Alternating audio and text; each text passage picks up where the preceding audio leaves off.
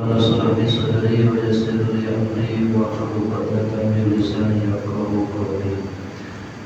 Alhamdulillah, Bapak-bapak, ibu-ibu, malam ini atas hidayah pertolongan Allah kita bisa kembali berkumpul dalam rangka menggugurkan kewajiban sekaligus menghidupkan agama Allah, yaitu thalabul ilmi. Pada kita syukuri segala nikmat dari Allah. Alhamdulillah, dengan mengucapkan syukur alhamdulillah, mudah-mudahan dengan bersyukurnya kita kepada Allah, Allah semakin melimpahkan karunia dan nikmatnya kepada kita semua. Amin. Yang kami hormati di sini alhamdulillah, yang kami hormati kami takibi hadir di sini ada Ustaz Danang Wahidi. Terus alhamdulillah istiqomah Pak Imam kita doakan.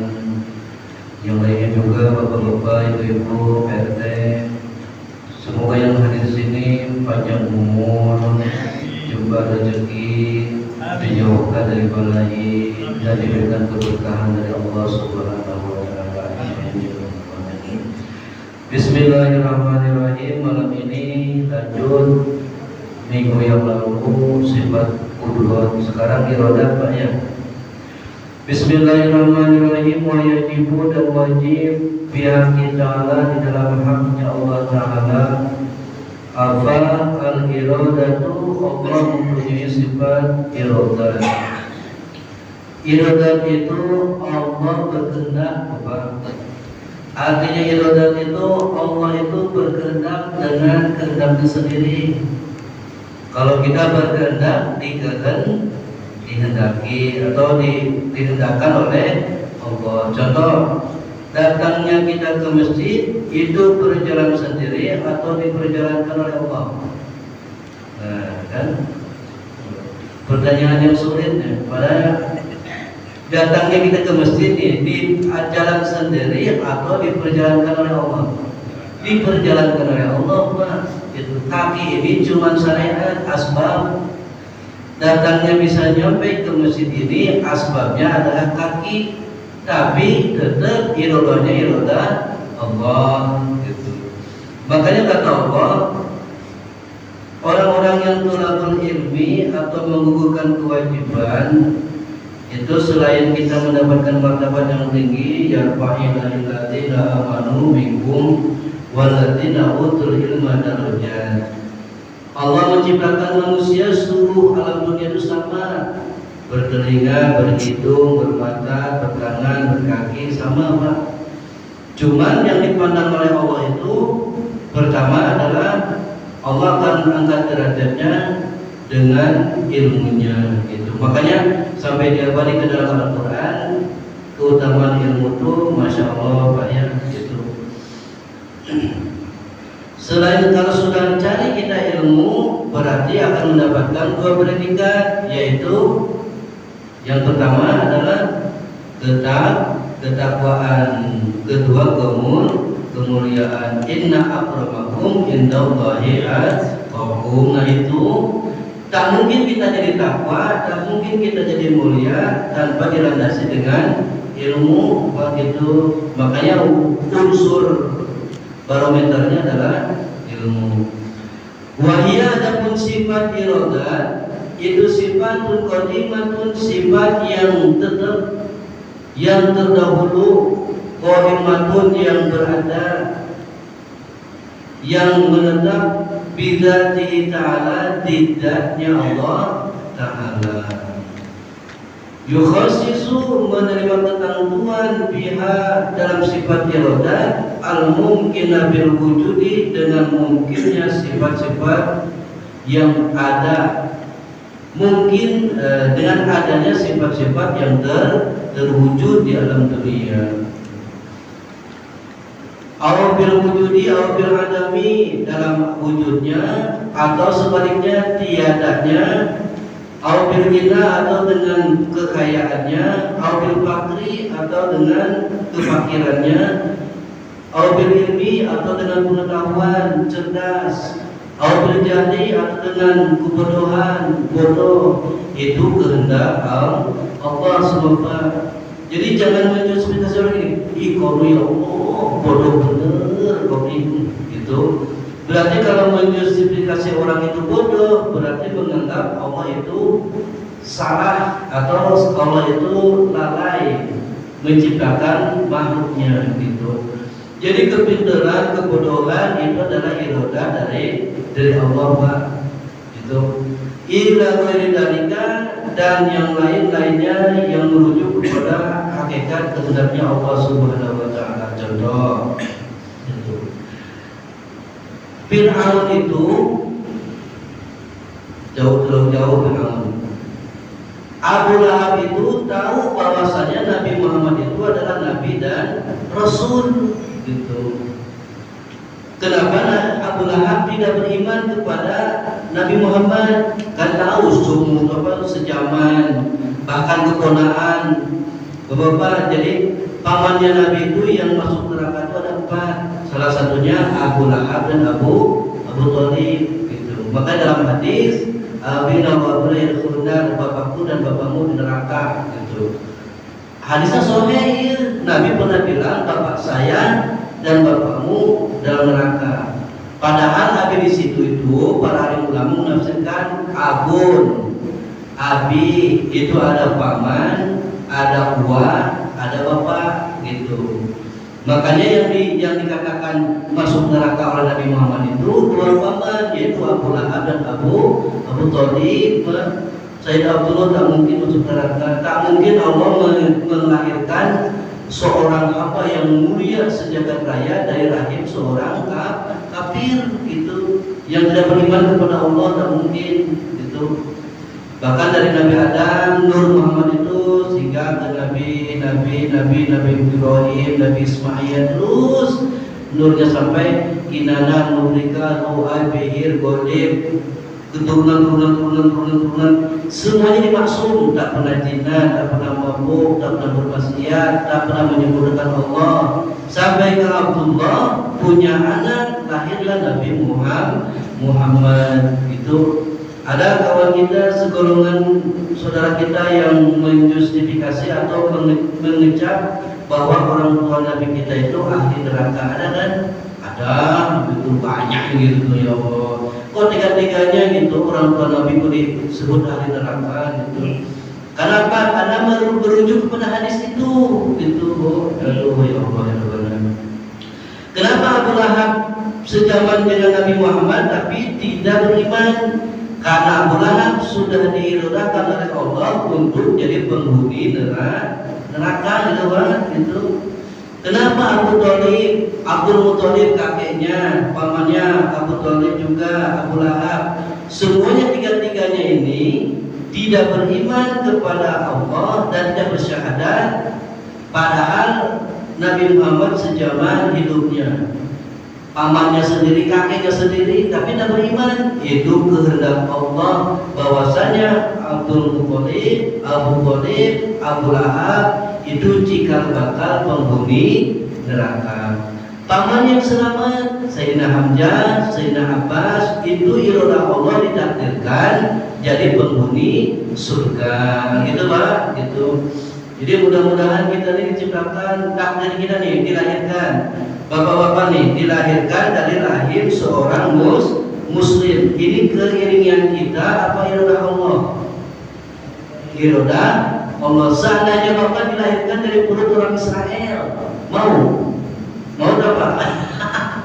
Bapak lahir dari perut seorang Israel, seorang Yahudi, mungkin sekarang bapak tuh nenteng betir, nembaknya orang Palestina sampai sekarang. Syukur alhamdulillah bapak lahirnya dari rahim orang Indonesia sekaligus orang Muslim. Makanya alhamdulillahirabbil alamin ala kulli nikmatin minal iman wal Islam. Itu nikmat sebesar-besarnya bukan makan, bukan minum, tapi nikmat iman dan nikmat Islam. Seandainya nih Pak, saya dilahirkan jadi orang Amerika, tak mungkin hitam gini Pak Imam, tak mungkin hitam gini, tak mungkin putih kulitnya, maknanya hijau, badannya tinggi, hidungnya mancung gitu. Tapi kafir, ya Allah bilang dari tak mau. Syukur alhamdulillah jadi orang Indonesia gitu. Terus Fir'aun juga gitu. Dia bukan tak percaya dengan adanya Allah. Nabi Musa mempunyai Tuhan, yaitu Tuhannya bernama Allah. Nabi Harun juga begitu. Jadi Nabi Harun dan Nabi Musa itu sejaman, dakwahnya sama. Nabi Musa itu bukan tidak mau beriman, dia sombong. Sombongnya kalau aja jil, sombongnya karena lebih baik daripada Adam. Ana khairum minka Adam. Ya Allah, saya tidak mau sujud kepada Adam karena saya lebih baik daripada Adam. Itu kalau Fir'aun sombongnya tak mau beriman kepada Nabi Musa. Kenapa? Karena Fir'aun tidak pernah sakit, Pak. Baik, Fir'aun itu tak seumur hidup tak pernah sakit. Sampai-sampai karena tak pernah sakit, dia mengaku Tuhan. Nah gitu, sejarahnya tuh sombong gitu. Saya seumur hidup tak pernah sakit, meriang pun tak pernah, sakit gigi pun tak pernah, apalagi sakit asam urat. Aduh ya Allah gitu. Tak pernah Fir'aun tuh, tak pernah asam urat. Karena tak pernah sakit seumur hidup, dia berani mengklaim mengaku jadi Tuhan gitu. Setelah Nabi Musa dikejar-kejar membelah laut Merah, Nabi Musa sudah seberang, Fir'aun baru di tengah, ditenggelamkan oleh Allah, baru berkata, Rabbi wa Musa wa Harun. Baru dia bertobat, saya mengimani kepada Tuhannya Nabi Musa dan Nabi Harun. Cuman karena Fir'aun ini cikal bakal idola Allah, penghuni neraka, pas mau bertobat itu mengucapkan Rabbi bi Musa wa Harun, dicocok mulutnya tuh disumpel oleh malaikat Jibril, Pak, oleh tanah, lautan. Jadi si Fir'aun itu tidak bisa mengucapkan Rabbi bi Musa wa Harun. Itu seandainya nih kalau tidak disumpel oleh Jibril, Fir'aun itu ahli surga, Pak. Ahli surga karena sebelum mati dia bertobat gitu. Karena Fir'aun jika bakal penghuni neraka sudah dirodahkan Allah, makanya mulutnya disumpel jangan sampai dia mengucapkan iman itu kepada Nabi Musa. Itu Pak gitu. Kita nih hitam, ada yang putih, ada yang kaya, ada yang miskin, itu kehendak Allah, itu takdir Allah gitu. Takdir ini Bapak, takdir ini terbagi dua, ada takdir qada mubrom, ada takdir qada mu'allaq.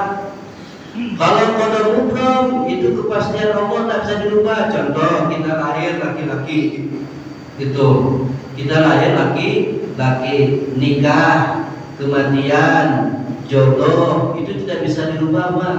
Itu karena sudah ketetapan Allah, disebutlah qada mubrom gitu.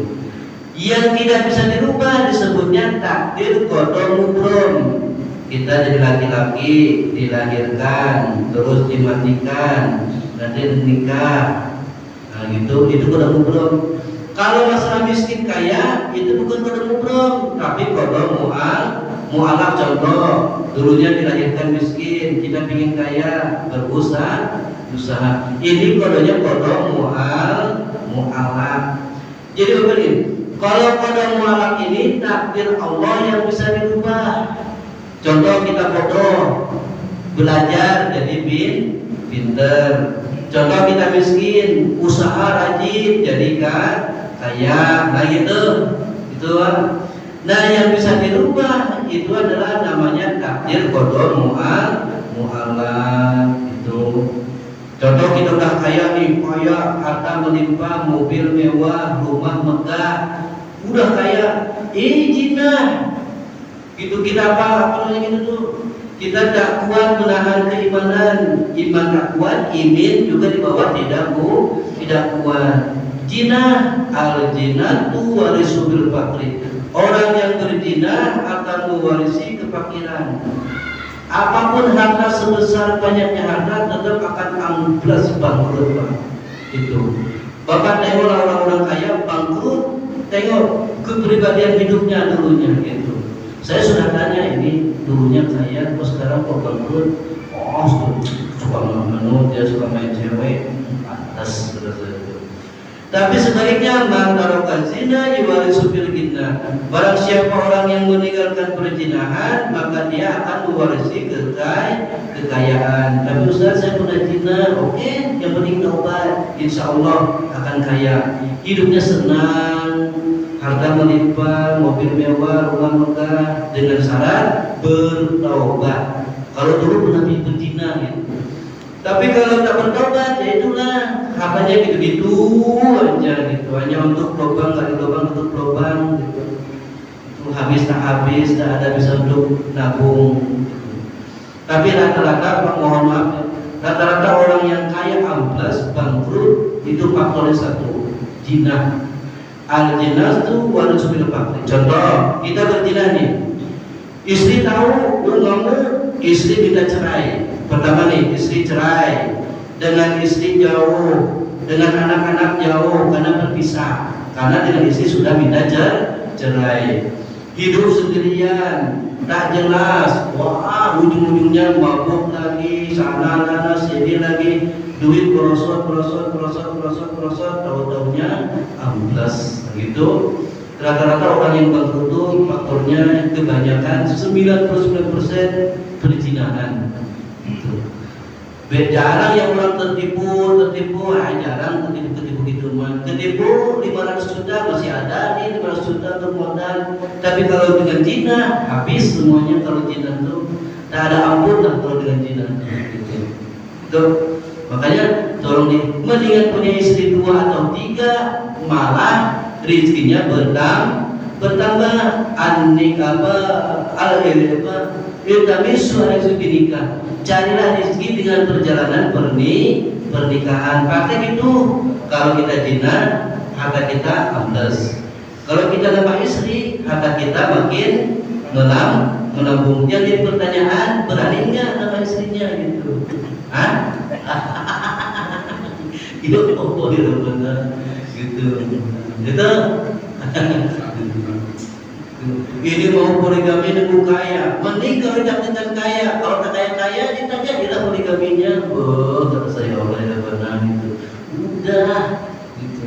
Tapi sunnah satu, Pak. Nikah itu hukumnya sunnah. Punya istri sunnahnya satu. Punya 2 itu bukan sunnah, tapi mubah gitu. Yang sunnah itu bagi Rasul, bagi kita mau mubah gitu. Makanya kadang orang-orang salah menafsirkan, kan banyak istri itu sunnah karena Nabi menikahnya sampai 12 istri kan. Apa pula kata saya itu, ya Allah ya benar gitu. Karena hadis Al-Quran surat An-Nisa, apa itu surat pertamanya? Fangkihu ma tabalakum minan nisa'i wasna wasulasa waruba, sudah dimansus dengan ayat yang lain. Itu nikahilah olehmu 2, 3, 4. Fa in khiftum ala ta'dilu, nah gitu. Caranya kalau kalian tak mampu berlaku adil, bahwa idah maka cukup 1. Ulama menafsirkan, oh nikah itu sunnahnya 1, 2, 3, 4 itu hukumnya mubah, boleh gitu. Jadi jangan diucapkan yang 2, 3, 4 itu sunnah. Saya setuju ya. Walaupun saya pernah kawin 2 ya. Walaupun saya pernah punya istri 2, tetap yang istri pertama adalah sunnah, istri kedua adalah mubah gitu. Allah gitu. Ini apa? Kita kembali ke tema. Iradah kehendaknya Allah itu adalah di maqam azali. Itu ketetapannya Allah Subhanahu wa taala. Kita ditakdirkan jadi orang Indonesia itu dari ajarannya Allah gitu. Bahkan kita sudah dulu pernah melihat Allah. Pak Imam masih ingat kita bertemu Allah? Pak RT masih ingat dulu pernah bertemu Allah kita nih? Masih ingat? Alastu birabbikum qalu bala syahidna. Allah bertanya, "Hei ruh, apakah benar saya Tuhan kalian?" Ruh menjawab, "Bala syahidna." syahidna. Ya Allah, Anda adalah Tuhan kami. Yang jadi pertanyaan masih ingat apa enggak? gitu. Itu Allah bertanya waktu kita ada di alam ruh. Gitu. Nah, karena kita beda alam, mungkin beda alam karena durasi gimana ya, gitu. Maka dilampirkan lagi pertanyaan itu dilampirkan yaitu di surat Al-Fatihah. Iyyaka na'budu wa iyyaka nasta'in. Saya beribadah kepadamu ya Allah, saya meminta tolong kepadamu ya Allah. Yang jadi pertanyaan, dia ngaku iya karena butuh. Saya beribadah kepada Allah, sholat tidak, baca Quran tidak, suruh ngaji tidak, gitu. Ya Allah, ya Rabbana, kan bingung saya itu. Berarti tersifati sifat munafik. Munafik itu di atas munafik, Pak. Gitu. Kalau munafik paling rendah. Munafik itu rata-rata orang ustaz. Ibu-ibu, bapak-bapak, padilah kurban tuh begini di mimbar. Tapi ustaznya sendiri tidak kurban. Nah, itulah munafik itu. Gitu maksudnya. Gitu. Kalau masalah rakyat biasa lah, kalau warga tuh mau kurban ya monggo. Kalau tidak kurban pun tak masalah karena hukumnya sunnah. Tapi kalau untuk ustaz udah daulah padilannya tahu, gitu, pahalanya gede, gitu, mampu untuk nabung sebulan 200, setahun kan bisa beli kambing, gitu. Nah gitu Pak. Munafik itu nyuruh orang benar tapi dia tidak melakukannya, gitu maksudnya. Bahwasanya sifat iradat Allah adalah kehendak Allah menurut ahli sunnah wal jamaah. Menurut pandangan ahli sunnah wal jamaah berbeda dengan perintah ridho dan ilmu. Jadi kehendak Allah itu ridho dan ilmu beda, gitu. Contoh, terkadang Allah berkehendak memerintahkan dan meridhoi seperti imannya seseorang yang Allah ketahui keimannya seperti imannya Abu Bakar, begitu. Abu Bakar itu masya Allah. Abu Bakar itu dulunya kafir, Pak. Orang kaya sekota Mekah. Karena diridhokan oleh Allah, Abu Bakar itu walaupun kafir, orang pertama, orang yang kedua memeluk agama Islam. Karena yang pertama istrinya Rasul, yaitu Siti Khadijah, gitu. Setelah dia Siti Khadijah, barulah Abu Bakar. Dulu punya sidik, Pak, Abu Bakar aja. Gara-gara hikmahnya Nabi Muhammad Isra Mi'raj, yang pertama orang yang membenarkan terjadinya Isra Mi'raj adalah Sayyidina Abu Bakar. Makanya dikasih gelar As-Siddiq. Nah gitu, dari situ gelarnya itu. Berapa puluh tahun hanya Abu Bakar aja. Setelah peristiwa Isra Mi'raj baru dikasih tambahan As-Siddiq. Karena pertama orang yang membenarkan Isra Mi'raj adalah Abu Bakar As-Siddiq. Seterusnya terkadang Allah berkehendak juga tidak ridho, memerintahkan kepada manusia, tapi manusianya tapi Allahnya tidak ridho. Seperti kuburnya seseorang yang telah disebutkan, contoh Fir'aun, Abu Lahab, Abu Thalib, Abdul Muthalib. Nah itu Pak, dia itu Allah itu berkehendak Abu Thalib, Abdul Muthalib, Abu Lahab hidup sejaman dengan Nabi Muhammad, tapi Allah tidak ridho dengan orang begini tiga ini. Allah tidak ridho sama Abu Lahab, Abu Thalib, Abdul Muthalib, Abu Jahal, walaupun mereka hidup di zaman Nabi, tapi Allah tidak ridho, gitu. Yang diridhokan siapa? Yaitu para sahabat Nabi, gitu. Kan umat ada dua tuh. Kata Nabi, ya Allah, berkuatkanlah dakwah saya dengan 2 umur, Itu yang dipilih Umar pertama adalah Abu Jahal. Abu Jahal itu namanya Umar, Pak. Gitu. Yang kedua Umar bin Khattab. Allah berkehendak dan meridhoi kepada Sayyidina Umar. Jadi Umar jadi orang soleh sekaligus ahli surga. Allah berkehendak kepada Umar Abu Jahal hidup di zaman Nabi, tetapi tidak ridho Abu Jahal masuk Islam karena Abu Jahal sudah dicantumkan diirodakan Allah jadi untuk penghuni neraka. Yang jadi pertanyaan, kita ini diirodakan Allah penghuni apa nih Pak? Itu karena sifat manusia itu ditaruh itu menginginkan. Makanya banyak berdoa, Allahumma inna nas'aluka salamatan fid din.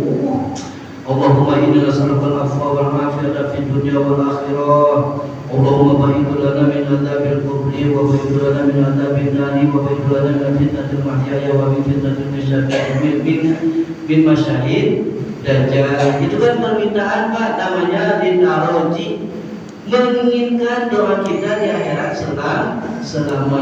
Tapi selamatnya di akhirat itu tergantung ilmu Pak. Itu barometer selamat di akhirat itu ilmu. Kata Nabi, man arada dunia, jikalau kalian ingin senang di dunia, sugi harta banyak melimpah, tidak terlepas berilmi dengan ilmunya. Bapak pengen jadi presiden, tak mungkin lulus SD jadi presiden. Bapak pengen kerja di bank, tak mungkin lulus SD kerja di bank. Ya, minimal harus S1 jurusan ekonomi perbankan baru kerja di bank. Minimal S1 fakultas politik baru jadi pemimpin. Udahlah kita mau bertani harus paham ilmu tani. Tumbuhan segini dipupuk Pak RT, pupuknya segini, hidup apa mati? Mati gitu.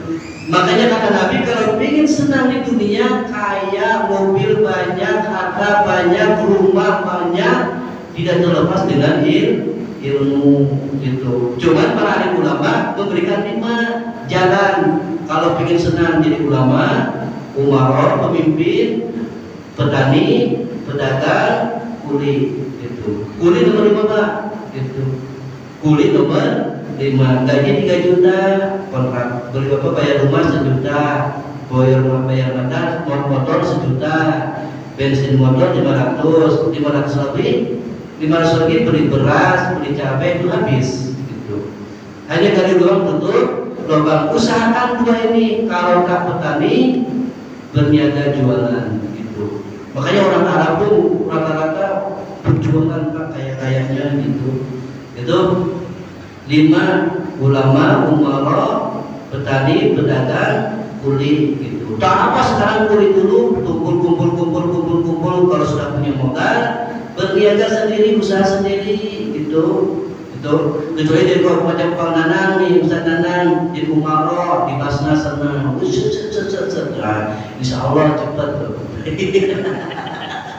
Itu Allah. Tapi kata Rasul, oke lah di dunia senang, kamu kaya dengan ilmunya. Bapak gini, bertanya gini, mindset. Kenapa ada orang tidur di kolong jembatan? Ada orang kan? Ada apa? Kadang tidur di gerobaknya sendiri.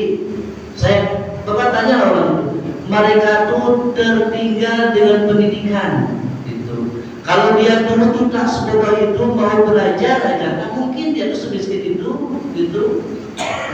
Itu karena kalau tidak mau belajar, malas belajar, itulah resikonya. Maka kata Nabi, barang siapa orang yang ingin senang di dunia, kaya di dunia, utamakan gali, guliti, pahami ilmu-ilmu tentang keduniaan, insya Allah kaya.